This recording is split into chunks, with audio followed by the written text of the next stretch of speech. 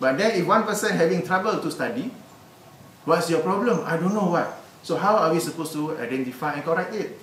Sama juga seseorang tu, dia buat kesalahan, dia mengenal pasti apa kesalahannya tu. Saya ni masih lemah lah, masih hisap rokok lagi lah. Dah tahu dah rokok ni lagi buruk, lagi bahaya daripada asap bas. Bas kat sini bersih lah kot. Bas kat KL, kat Malaysia yang banyak hitam-hitam tu kan. Tahu asap rokok ni lagi teruk pada asap lori. Saya hisap juga lagi. I hope one day I can stop. Not one day. After baca ayat ni, I will stop today. After this, my last smoke. After tomorrow, no more smoke. Jadi kita identify our problem. Kita identify our weakness. Tapi sekarang ni ada orang yang merasa dirinya berdosa, tapi dia tak tahu apa kesalahan yang dia buat. Ataupun silap-silap, tak ada dosa besar, tak ada dosa khusus ke apa ke lah. But kategori kedua ni, saya punya concern is, bila kita merasa diri kita berdosa, kita mungkin anggap we are doing something good. Kita sedang buat sesuatu yang digalakkan. Akan tapi dosa ni, kalau kita nak lihat dengan satu aspek, satu sudut yang lain, ini adalah markah negatif yang Allah beri pada kita atas kesalahan-kesalahan kita. Bila kita merasa diri kita ni berdosa, indirectly we are telling, Allah ni suka hati je dia bagi aku ni dosa-dosa. Boleh tangkap ke? Kan sebab dosa tu pahala, amal balik, kita buat amal soleh yang baik, Allah bagi kita pahala. Kita buat perkara mungkar, perkara maksiat, Allah bagi kita dosa. Bila kita tak buat mungkar, kita tak buat maksiat, tapi kita merasa dirinya kita ni berdosa, kita ni indirectly berburuk sangka kepada Allah, yang Allah ni dah bagi kita dosa sesuka hatinya. Di situ letak kesalahannya tu. Jadi yang ini ni bukan duduk dalam bab fiqh, tapi duduk dalam bab akidah. Dalam bab akidah tentang keyakinan kita kepada Allah Subhanahu Wa Taala dan bagaimana kita berbaik sangka kepada Allah Subhanahu Wa Taala. Dalam semua sifat-sifat Allah dan semua nama-nama Allah, ya Allah tunjulkan apa? Yang kita selalu baca. Bismillahirrahmanirrahim. Ar-Rahman Ar-Rahim. Kita membaca Alhamdulillahirrabbilalamin. Kita memuji Allah atas pengurusannya, pentadbirannya, penciptaannya alam ini. Lalu Allah mengurus, Allah mentadbir dengan dua nama yang Allah sebut sebab tu. Ar-Rahman Ar-Rahim. Maha pengasih lagi Maha penyayang. Lalu bila kita kerap ataupun kita duk menganjurkan orang lain merasa dirinya berdosa dalam blog kita ke apa ke, kita indirectly seolah-olah menuduh Allah ni suka bagi dosa sesuka hati. Nah, jadi di situ yang saya nak bawa tu, kadang-kadang kita tak sedar ada benda yang salahnya. Jadi bila kita baca ayat ni, ila maghfiratin min rabbikum, bersegeralah kepada keampunan Tuhanmu, pastikan kita identify dosa kita tu secara betul. Kita kena pasti, saya ni lama tak kontak mak bapak kat rumah. Last kali saya telefon, saya macam marah-marah sebab saya minta allowance lebih, tak bagi. Contohnya lah, saya terus tu minta telefon jalan. Saya ni last kali balik kampung 2 tahun dulu, pernah saya meninggikan suara kehadap ibu saya. Padahal dalam surah Al-Isra tu Allah menyebut, jangan kamu meninggikan suara terhadap ibu bapamu sekalipun dengan menyebut ah. Kalau nak sebut ah pun tak boleh, apa pula kalau kita, mak ni asyik suruh saya je, suruhlah orang tu buat apa ni, blablabla. Mak minta kita tolong dengan satu ayat je, kita balas balik satu perenggan. Misingkan sedih mak tu.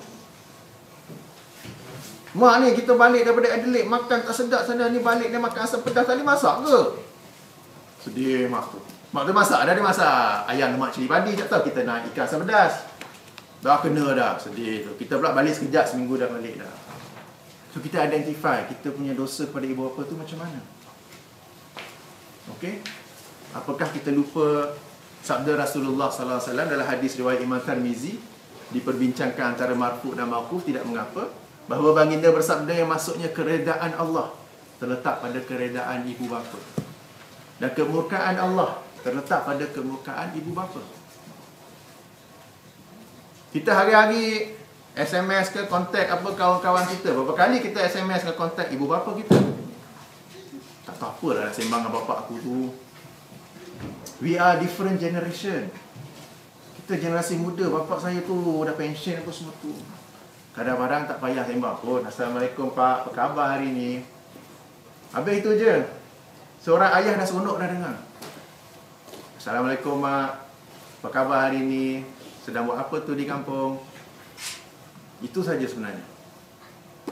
Bukan kita suruh sembang macam kita sembang dengan member apa semua tu. Okay, satu contoh kesalahan. Tapi kita identify, oh saya salah dulu. The last time I talk to my parents, I raised my voice against them. Itu tak baik tu. Okay, lepas ni terus telefon balik. Cakap mak, minta maaf. Tahun lepas saya tinggikan suara. Lepas tu saya buat dek je, tak tahu je. Padahal salah sebenarnya. Okay, ayah minta maaf minggu lepas telefon. Saya minta ni, ayah tak bagi, saya marah-marah pula. Kadang-kadang maghfiratan min rabbikum tu kita bukannya tu kita minta ampun pada orang yang kita buat salah itu. Sebab bila kita buat salah pada ayah kita, kita berdosa terhadap Allah SWT. Kalau kita sekadar, ya Allah ampunilah dosaku kerana telah berkasar kepada ayahku, tak cukup. Kita kena hubungi orang yang kita salahi itu dan minta maaf padanya dan kembali mengharmoniskan hubungan yang mungkin telah renggang. Kita beralih seterusnya. Yang pertama tadi apa? Keampunan Allah SWT. Kemudian Allah suruh kita bersegera, cepat-cepat. Kepada yang kedua apa dia? Kepada syurga yang luasnya, seluas langit dan bumi.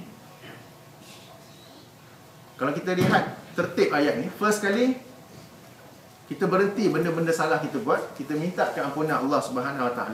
Kedua, baru kita memperbanyakkan amal soleh agar kita segera dapat masuk ke dalam syurga. Agak-agaknya apa yang patut kita buat, perlu kita buat dalam suasana kesibukan kita di dalam berbagai urusan di dunia ni, untuk cepat masuk ke syurga. Beres masuk, laju masuk. Pertama sekali saya yakin kita tahu bahawa kalau kita melakukan syirik, Allah SWT tidak akan mengampunkan dosa-dosa kita. Betul ke tidak? Okey. Sekarang ni syirik, apakah syirik itu terhad kepada orang yang sembah pokok? Orang yang sembahyang kepada sungai? Orang yang sembah patung? Apakah itu saja syirik? Atau syirik itu maksudnya lebih luas lagi? Apakah perkara-perkara yang merosakkan iktikad kita, persaksian kita, la ilaha illallah? Apa boleh try? Saya tanya lagi. Kita dah belajarkan perkara-perkara membatalkan wuduk.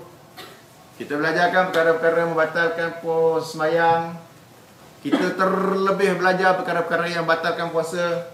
Korek hidung, korek telinga, korek itu, macam-macam semua batalkan puasa. Padahal tidak pun. Terlebih belajar.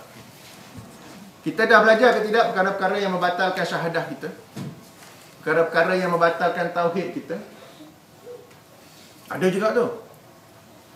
Jadi perkara-perkara yang membatalkan wuduk, perkara-perkara yang membatalkan puasa, perkara-perkara yang membatalkan haji, umrah, perkara-perkara yang membatalkan solat.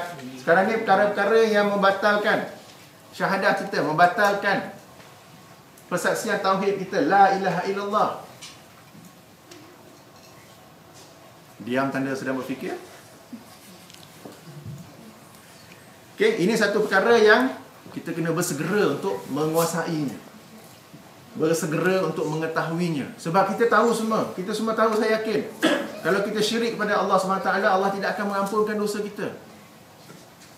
Tapi jangan bataskan syirik itu kepada yang sembah pokok, sembah patung, sembah sungai saja.